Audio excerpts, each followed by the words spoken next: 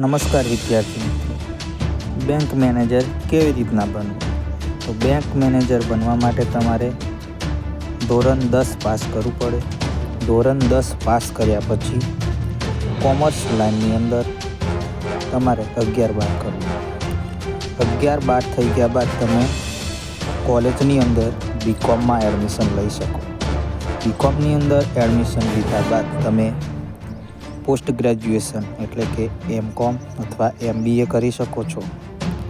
ત્યારબાદ ગ્રેજ્યુએશન થઈ ગયા બાદ તમે IBPS, SBI છે અને HDFC છે, પછી બેંક ઓફ બરોડા છે, બધી બેંકો એક્ઝામ લે છે.